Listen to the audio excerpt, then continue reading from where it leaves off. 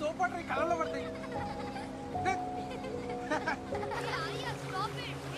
చూడు, వాళ్ళ నాన్న రీసెర్చ్ మీద ఆఫ్రికా వెళ్ళాడని పిల్లలతో అబద్ధం చెప్పాను. అలా నమ్మేసి సంతోషంగా బతికేస్తున్నారు. వాళ్ళ మొహంలో నుంచి ఆ నవ్వు ఎప్పుడు మాయమైపోతుందో అని భయంగా ఉంది. అన్న కనిపించకుండా పోయి 30 రోజులయ్యింది. ఏమైపోయాడో అస్సలు తెలియట్లేదు.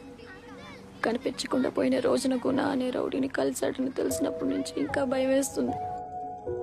పోలీసులు అస్సలు పట్టించుకోవట్లేదు. సార్, వరుణ్ మిస్ అయిన ముందు రోజు కలెక్టర్ని కలిశాడు. మిస్ అయిన అదే రోజు గుణ అనే రౌడీ వరుణ్ని కలిశాడు. ఇది కిడ్నాప్ కేసు అని ఎందుకు అనుకోవట్లేదు సార్ మీరు? అంటే ఏంటి మీ ఉద్దేశం?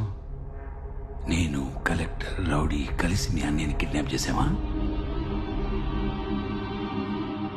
పిల్లల్ని అడాప్ట్ చేసుకుని నాతో పాటు అమెరికా తీసుకెళ్దాం అనుకుంటే పిల్లలు ఇండియన్ సిటిజన్స్ అవ్వడం వల్ల వాళ్ళ పేరెంట్స్ సిగ్నేచర్స్ లేదంటే వాళ్ళ డెత్ సర్టిఫికేట్స్ కావాలంటున్నారు. It's like I'm stuck in limbo without a conclusion to the case. ఈ సిచ్యువేషన్లో నాకు వీళ్ళకంటే వేరే ఏది ఇంపార్టెంట్ కాదు. I want to adopt them. But that bastard, my fiancee, పిల్లల్ని ఆర్ఫనేజ్లో పెట్టమన్నాడు.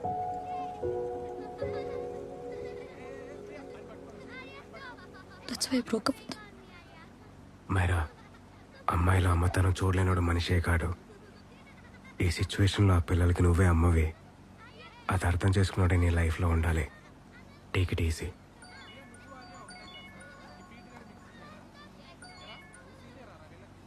హలో.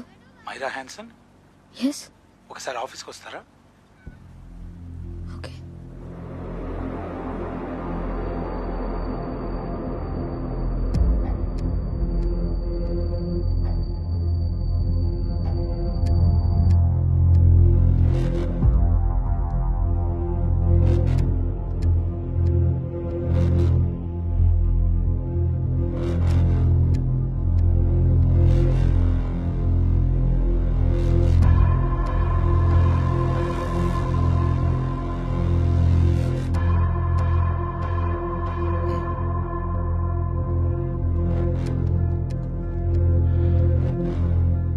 తెల్లేరులో చేపలు పడుతుంటే దొరికాయట.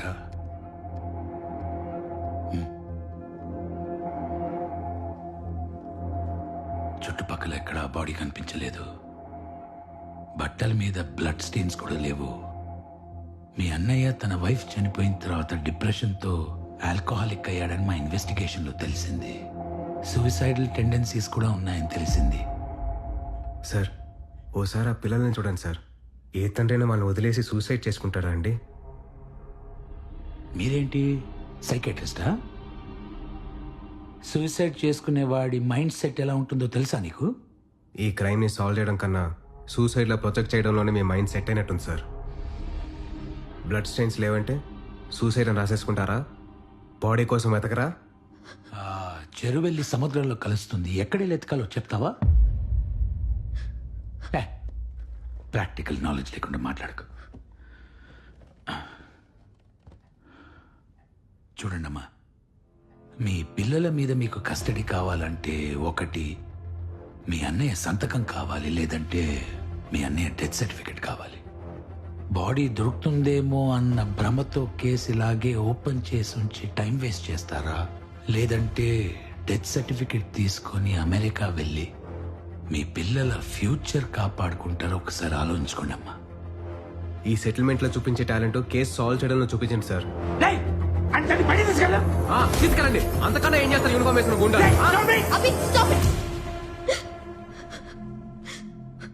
సంతకం ఎక్కడ పెట్టాలో చెప్పండి sir. Myra, are you out of your mind? ఇది మర్డర్ అని తెలిసే వీళ్ళు డ్రామాలు ఆడుతున్నారు. నీకు తెలియట్లేదా? తెలుసు కాబట్టి చెప్తున్నాను, కేసు క్లోజ్ చేయమని. వాళ్ళ కోసం please leave this to me.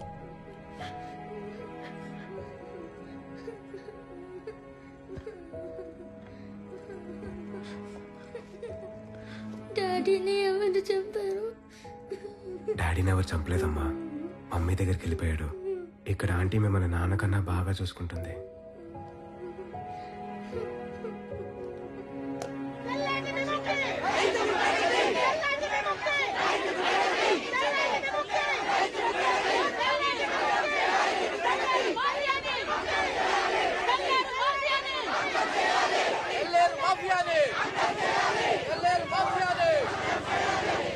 Stop stop stop stop stop stop sir ఈరోజు బంద్.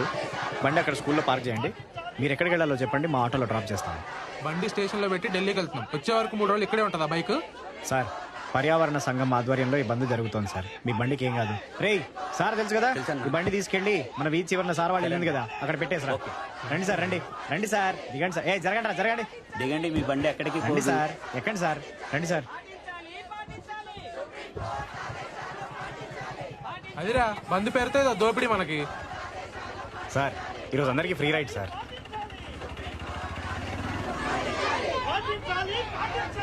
పోలీసుల పైన రాళ్ళేయకుండా, బస్సులు తగలెట్టకుండా, స్కూల్లో షాపులు ముయించకుండా ఇదేం బంద్ బాసు అసలు? అవి ఏవి చేయకుండానే ఒక మనిషి బ్రిటిష్ వాళ్ళనే ఎలగొట్టాడు కదా సార్.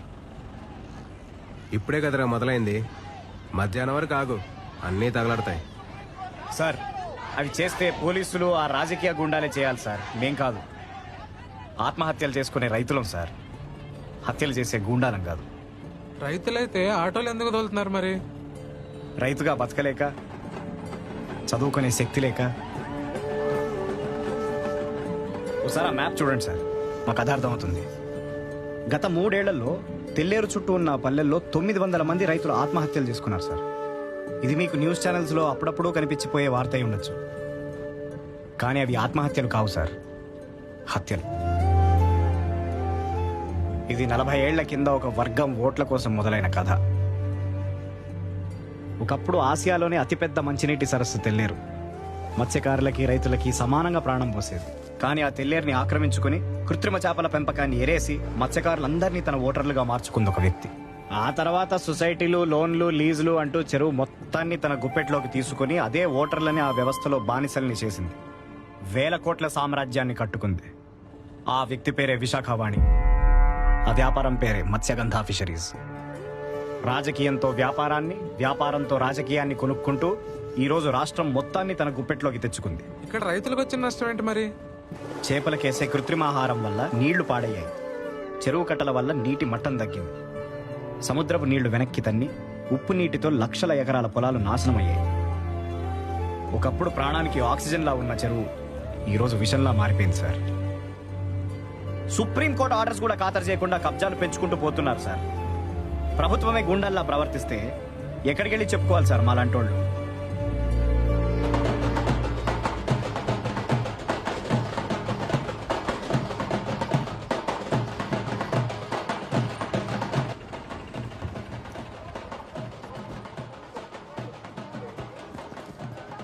సార్ చెప్పా కదా సార్, ఫ్రీ రైడ్ అని. మా కథ విని మీరు స్పందిస్తే అదే మీరు మాకు ఇచ్చే పేమెంట్.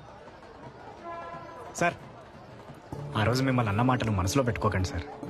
మిమ్మల్ని నా గుండా నా కొడుకు నుంచి కాపాడడానికే అలా మాట్లాడాను. ఆడి మీద 6 నెలల నుంచి షూట్ అట్ సైడ్ ఆర్డర్లు ఉన్నాయి సార్. ఆ పోలీసులే ఏం చేయలేకపోయారు, మీరేం చేస్తారు సార్? ఆడిని చంపినా ఆడి పక్కన ఇంకొకటి పుట్టుకొస్తాడు సార్. అలాంటి ఎదవలు ఈ సిస్టంలో మొలవకుండా చూడాల్సిన రైతు సార్ మీరు. గన్ షాట్గా ఇంటర్వ్యూ చేసి వచ్చి ఈ ఆటో మణితో ఒక్క చీళ్లు బీరు కొట్టండి సార్, చచ్చేదాకా గుర్తుపెట్టుకుంటాను.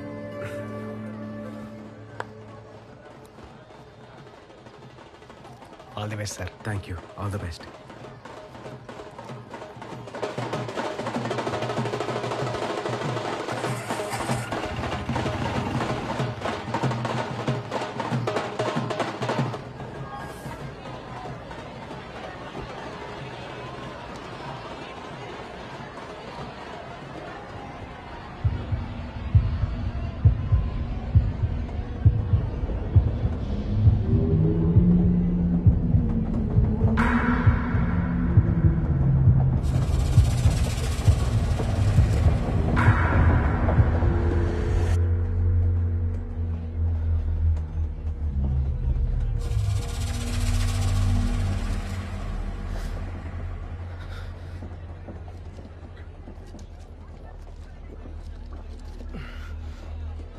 ట్రైన్ ఎక్కిన ప్రతిసారి యాంగ్జైటీ ఏంట్రా? ప్యానిక్ అవుతావు, అయినా సరే ట్రైన్లోనే వెళ్ళాలంటావు. మనిషిని డిఫైన్ చేసేదే మెమరీస్ రా. వాటిని ఫేస్ చేయలే కానీ పారిపోకూడదు. వాట్ ఎవర్ రా.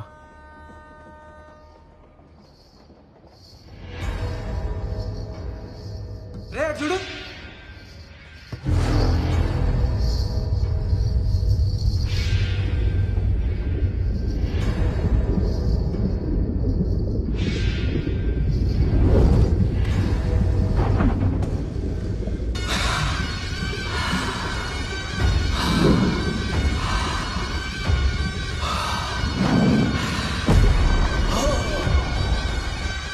నాటుమణిరా అవునరా